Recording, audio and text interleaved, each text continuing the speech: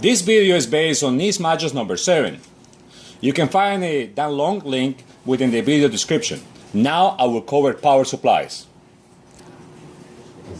This is my personal computer power supply. Power supplies, in one side you get 110 volts and in the other side you get DC voltage out. In the Navy we use power supplies to power large electronic cabinets.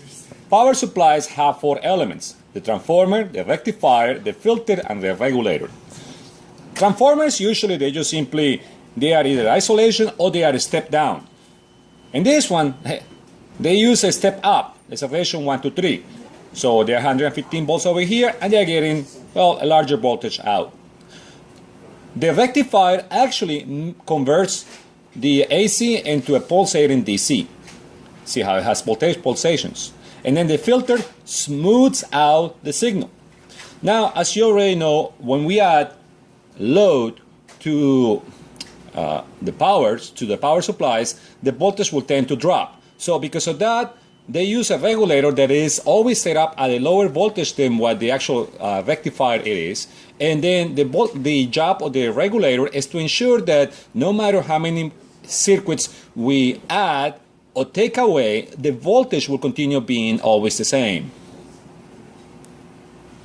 We're going to talk about each of these components. First, let's talk about transformers. Transformers are usually to either step up or step down. This one is a step up because the voltage just goes up. Here we got a step down where we got a ratio 2 to 1, so therefore the voltage over here is half of whatever this voltage is. I will also remind you that there is this thing called the Centertapped transformer, where we got a primary and a secondary. The secondary, so however many turns they turn over here, when they get halfway there, they add an extra wire, and then they continue coiling it all the way to the end. Now, because of that, even though from extreme you get, in this case, 345, between each stream to the center, you get 173 volts. This will be used for a particular type of rectifier. And that just covers about transformers. When you are in the field troubleshooting a big power supply to check the transformer, here you should be able to get a voltage that is corresponding to whatever either step up or step down setup you have. And this side over here you will be using AC to be able to check for that. The transformer should not be burned or have any scoffings, because otherwise it means it went bad. It shouldn't smell like burn either. And then remember, in the transformer video that I did before, I did mention that to take resistance readings, you have to lift one leg from the load, which is this will be the load, and one lead from the power coming in, so that in that way you can get an accurate resistance readings of the transformer. Now I will talk about the rectifiers. And here they wrote the word bridge. That's a type of rectifier. We'll talk about 3 of them. The 3 rectifiers that I will cover is called the halfway, the full way, and the bridge. The first rectifier that I will cover is the halfway rectifier. There is a diode, and diodes are always used for rectifier, even for the simple ones, which is the halfway rectifier. So as you see, we got a transformer, which is the first stage of a power supply, and the diode in here, this is the rectifier part of it. Now we got a load, and as you already know, AC is about polarities changing. Sometimes the polarity is going to be negative on the bottom, so electrons are going to try to go up this way and to the top, and sometimes the polarity is going to be negative on top, to where electrons are going to try to go through the diode and to the bottom. But the diode, as you already know, it works like a check valve, only allows electrons to go one way. So let's look over here.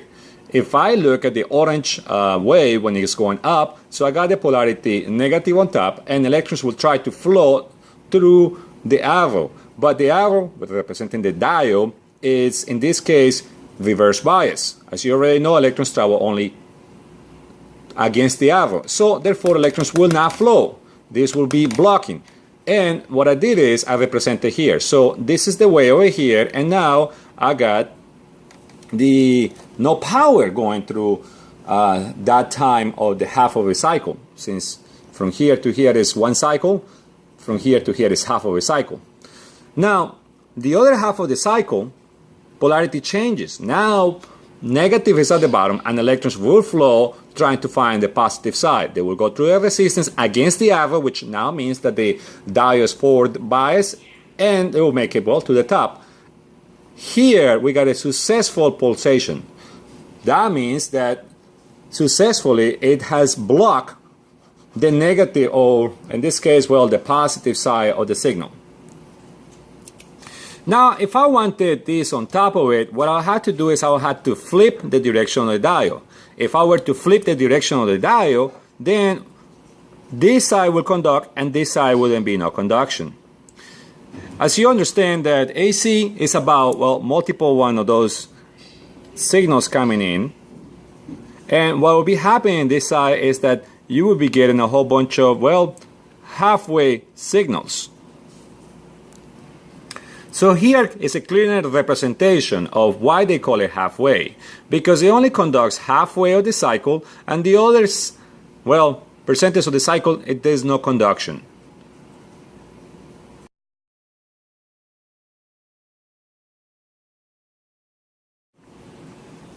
Now, before we continue, let's do a review on what was called peak-to-peak. So, in the AC signal, we have these top peaks and these bottom peaks. This is when polarity is going one way, that's the highest voltage that it will reach, and then polarity will shift, and that will be the lowest point of that negative polarity. So, when we stick our multimeter on a wall outlet, we get 115 volts. That voltage is called the Rootmeansquare, and it's on average working voltage that we have over here. If we want to see the actual full peak to peak, we need to multiply that Rootmeansquare by 1.41, and in this case it will give us 162.2 volts. If we wanted to convert the peak value back to regular Rootmeansquare, all we had to do is multiply by 0.707, and that will give me 115 volts. Now, on the rectifier, what we established a moment ago is that we are losing half of the cycle. So half of the cycle conducts, the other half of the cycle doesn't conduct. So even though this peak is still as powerful as this one over here, we no longer have this one over here. Because of that, we cannot multiply this peak by 0.71 to get the Rootmeansquare. See, over here, we got the peak and we multiply it by 0.705, and we got 115 volts. Here, we're gonna have to do is multiply that peak by a different number, which it is 0.318, and that this over here, this number already takes into account that we are not having power over here. And now, even though our peak goes as high as 162 volts, our actual new Rootmeansquare is only 51.7 volts. Pages 4-5 and 4-6 go over all of these calculations for you to review. As you learned a moment ago, the halfway rectifier, yes, it uses one diode, but the voltage that we get over here, or the power that we get over here, is severely reduced compared to the one that we are providing. So because of that, well, there are better rectifiers out there. This one has a practical use for something really simple, but let's look at the next one.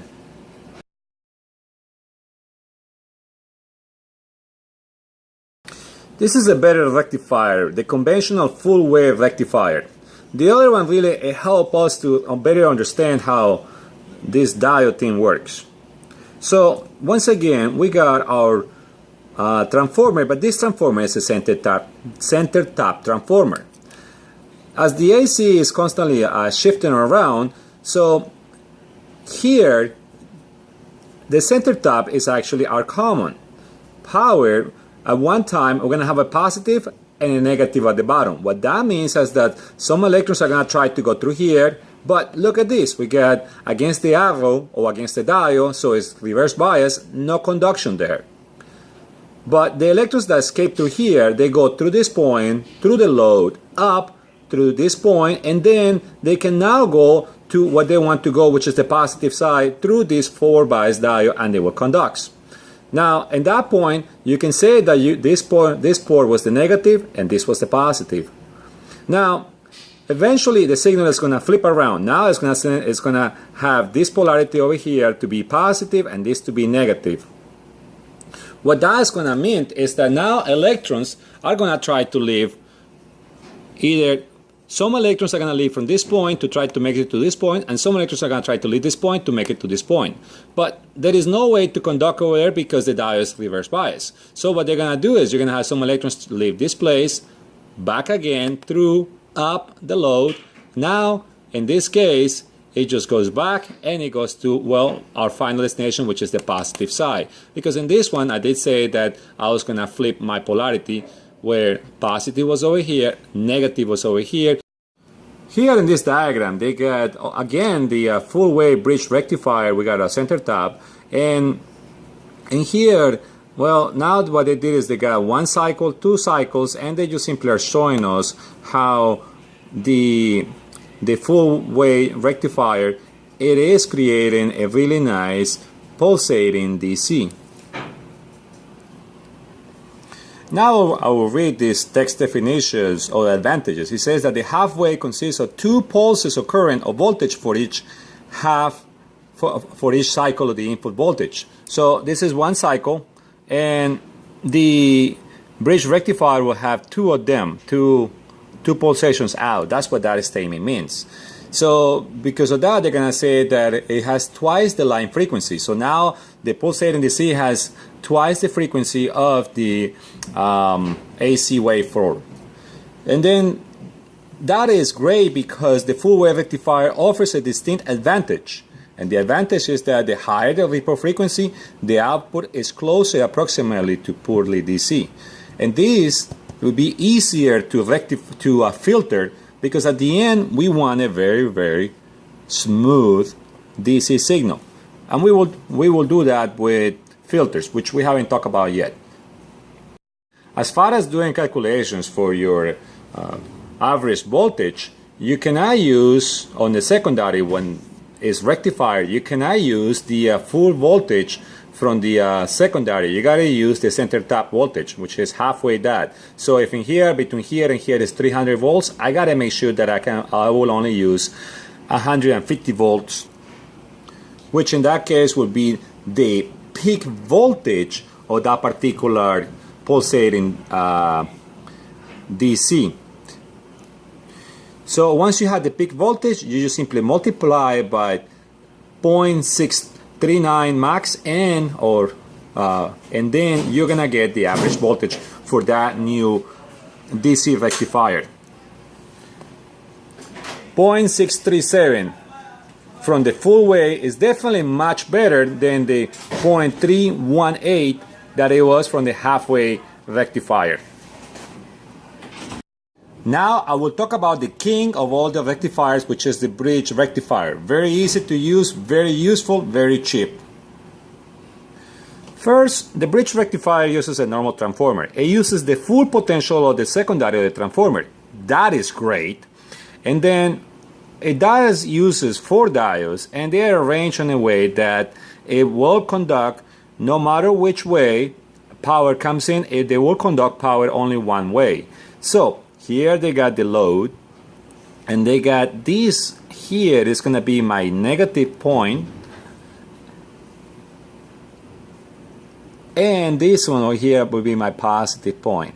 So let's go through a full cycle.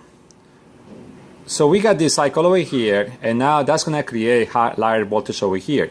So we're going to go where negative is on the bottom and positive is on the top. So when that's happening, electrons leave the negative, enter here, and the only forward bias diode will be this one. So electrons will go this way Now, once they are at this point on, they wouldn't go to here because that would be a reverse bias. Remember, electrons always flow against the arrow. So they will go down through the load, enter this point, and now this is where they were coming from, so they're not going to go back to where they come from. They're trying to get to the positive side. So they're going to go against this 4 bias diode and make it to the positive. And that is a positive pulsation. Now I will do my negative side, which is this one over here, and for that one polarity changes. Now this is negative and this side is positive. So what that happens is now electrons will travel this way and then they get to this point, and they could go either way, but at this point on, actually no, this one over here is reverse bias, it's with the arrow, so against the arrow is only this direction. Once it gets to this point, this arrow is with the electrons, in the same direction electron flow, so electrons are not going to go that way, so therefore electrons are going to have no choice but to go through this place, through there, and now they're not going to go back to where they came from, so they're going to go straight down and then back to the positive side. So we just went through the full cycle of this, and now you see how even though here we're getting the two ways, here we're getting completely without losing, without either being smaller voltage over here or without losing frequency pulsations. This is the most efficient diode of all.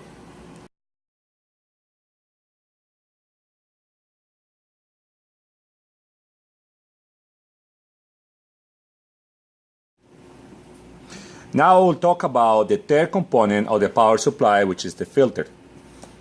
Filters, they take that pulsating DC and they smooth it out.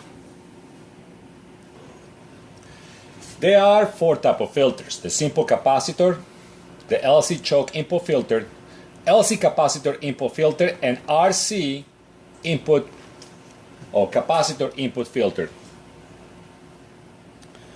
No matter which filter that you use, all of them will work better with the full bridge rectifier, because that one, well, it provides a higher voltage, but not only that, but also twice the amount of frequency compared to the primary input. The more ripples, on the higher the frequency, the easier, should I say, it would be to filter out the signal.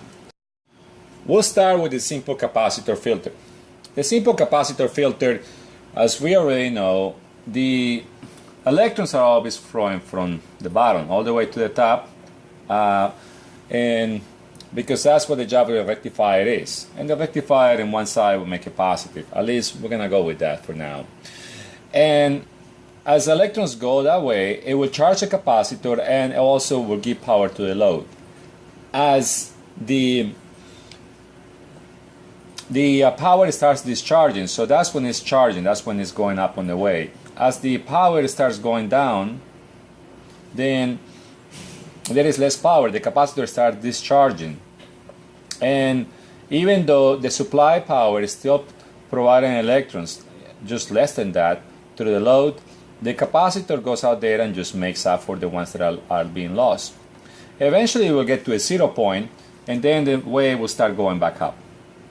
As the wave starts going back up, once again the capacitor will start to charge one more time, and the capacitor will always give out the energy on when the wave is actually falling.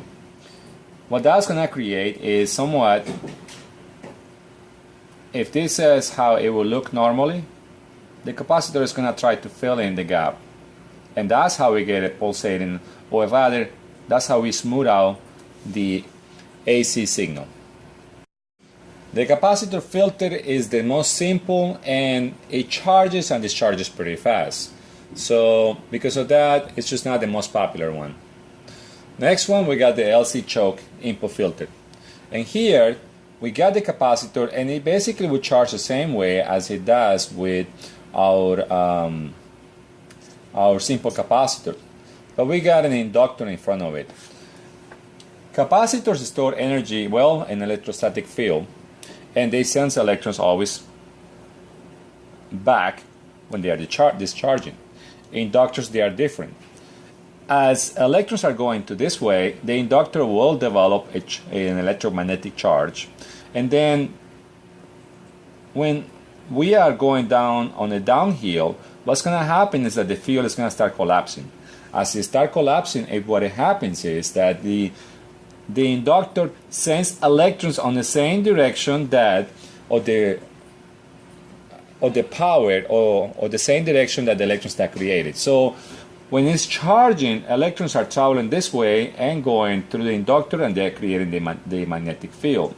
When the magnetic field starts discharging, it will push electrons the same way. And what it does great is that electrons will resist the opposition to the change in current. So the current on the load will be more stable thanks to the electron, and the voltage will be more stable thanks to the capacitor. To talk about the LC capacitor input filter and RC capacitor input filter, well, they call them the pi type of filters because this part over here resembles like a pi. See how they got capacitor 1, capacitor 2, and a resistor. Now here is just the two capacitors and an inductor. To better explain these last two filters, I went ahead and just got this page. This is out of the NIST modules, and as you can see, this over here represents what capacitor 1 voltage will look like on an oscilloscope, and this is capacitor 2 on an oscilloscope. Same thing I did it for here. So this is the one with the inductor, and this is the one with the resistor. And here they describe how a half-wave rectifier works, and in here they're describing how a full-wave rectifier works. I will concentrate on the full-wave rectifier because in reality it is pretty silly to use the half-wave rectifier. Full-wave rectifiers are cheap and they are very efficient and very effective. So therefore they are very, very common. That's probably the only rectifier I ever encountered on the fleet.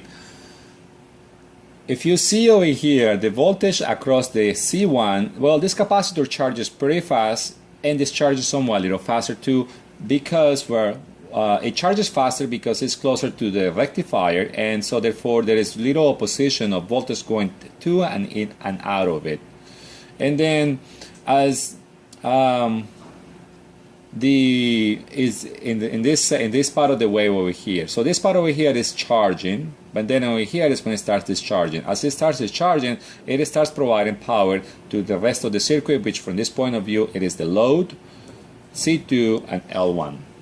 L1 is an inductor that it tries to oppose the changing of current. As I spoke a moment ago, when it charges, well, he himself, it kind of draws a little bit of power from the load, but at the same time it stores energy. And then as in its nature of being in series, so not only draws a little bit of power because it's in series with the load, but also as the wave starts falling down, this field starts collapsing, and it just helps to push electrons back the same way how they were going, so therefore it will keep a good stability occurring. If you look at this side over here, the sine wave, where we got C2, you notice that this signal has been smoothed even farther. So therefore this is the best one, but because the inductor tends to be heavy, that's why it's not used as often as it should. Okay, the one that you're gonna see a lot less. Well, I mean, you're gonna see this one not as much because, like I said, it's expensive. You will see this one more often. However, this one is only really meant for like low current applications. The LC choke that we talked about earlier, it will be the most popular of them all. Doesn't matter which kind of filter that you're talking about, all of them will work better with a higher frequency.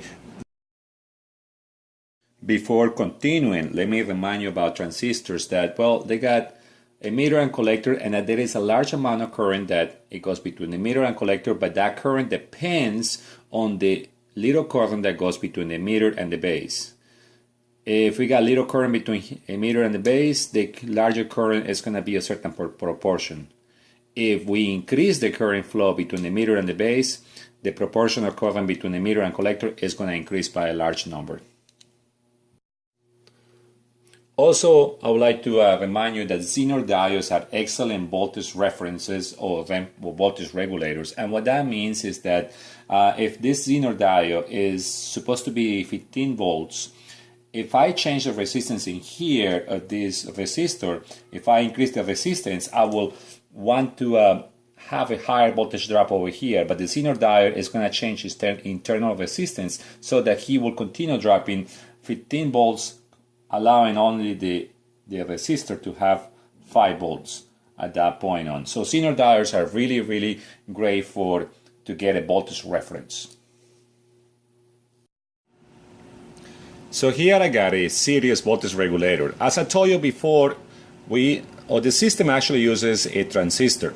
Now if you place close attention, the yellow one, it means where the power supply is actually giving power. The transistor Q1 and the load, they will be in series in this one, and there will be a voltage regulator, if you will. And what we want is to make sure that the voltage here is always the same. The Zener diode along with R1 are going to provide a constant reference voltage to the base of the transistor. Now to better understand it, we got some numbers over here, and we got a 20 volt power supply that between this point and this point we always got 20 volts. So what we want is 14.3 volts in this case.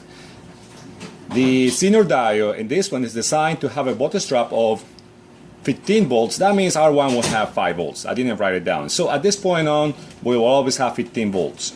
And now if you see, 15 minus 14.3 is going to give us 0.7 volts, which is going to bias the transistor, and it's going to have a set resistance that it will have drop, in this case 5.7. Now let's look what happens when the voltage over here increases. So I got 20.1 volts over here, so that's an increase of voltage on the actual input voltage. So between this point and this point, I do have to have a drop of 20.1 volts. In this case, it was the load that took up the extra 0.1 volt. It went from 14.3 to 14.4. Now, what that does is that it puts, that potential over here. So now, if I subtract 15 to 14.4, which is the difference between these two, and that's what the difference between these 2 points. Now the voltage over here is going to be 0.6 volts. 0.6 volts is going to create a less bias of a transistor. So the transistor resistance will go up. And by going up, now it's going to have a bigger voltage drop over here. And that is going to take that extra 0.1 volt. So if the transistor takes that extra 0.1 volt, its voltage will go from 5.7 to 5.8. Therefore, this one will lose that 0.1 volt and it will go back down to 14.3 volts. And so it is regulated. Now let's look at, in this other scenario, here what happened is that the load increase. By increasing the load, the voltage tends to drop over here. So I went ahead and started back with 20 volts, like in the first example. So as soon as this happens, now, between this point over here and this point over here, 15 minus 14.2, now we have a voltage drop of 0.8 volts. That is going to increase the bias of the transistor. That means that the resistance of the transistor, in this case, will lower. A lower resistance on a transistor, it means that it will have a lower voltage drop. Now let's take a look at the shown voltage regulator. So the transistor base collector is in parallel with our load. Remember, shown is the same thing as parallel. So now see how I drew the yellow lines over here? That means that the input voltage is going to be filled from this point to this point. So there's going to be a voltage divider over here, which is always going to have a constant voltage at the base, and also it's going to be another one which is between the this RS and both the capacitor and the resistor. So the voltage drop over here is going to depend on how much current is going through both of them. Let's look at some numbers.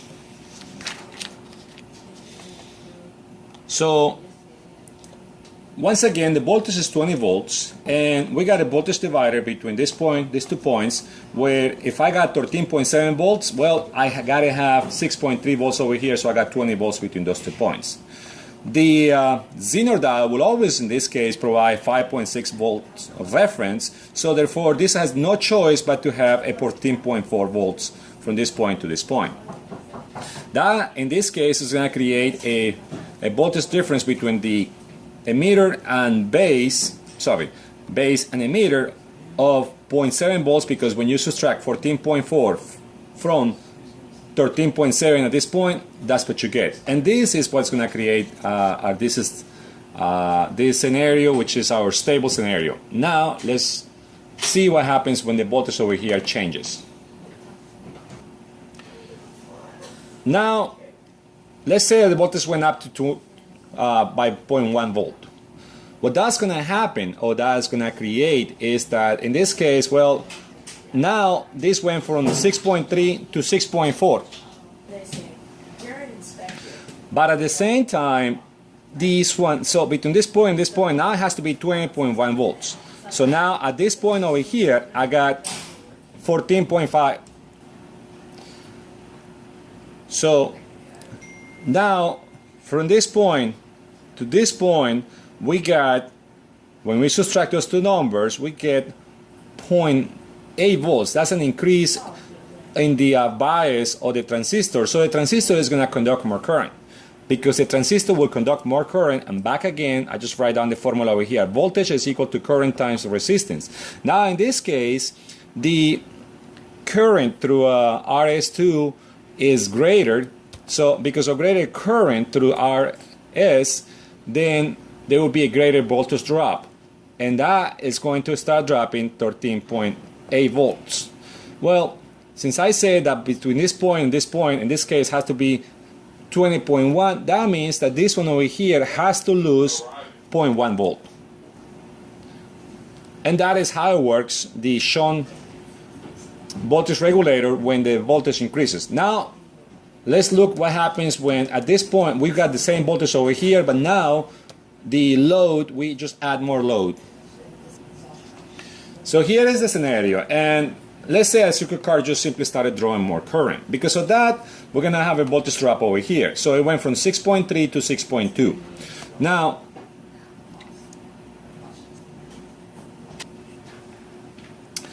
so if I have a voltage, if the voltage over here lowers because of the increased load, well, I still got to have a total of 20 volts between these 2 points, because that's how electricity works.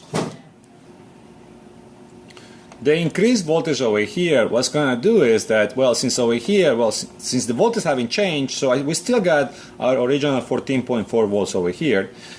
Therefore, 14.4 minus 13.8, it gives me a voltage drop of 0.6 volts. This decreases the biasing of the transistor. Now the transistor will conduct less. Because it will conduct less, it will have less resistance, less current through this point. Back again to our formula, voltage equals times current times resistance. If we had less current going through it, the voltage drop at this point on has to go down to 13.7, which that means that the extra 0.1 volt is going to be dropped out at the load, and it's going to go back to 6.3 volts. That is how the voltage regulator shunt type works.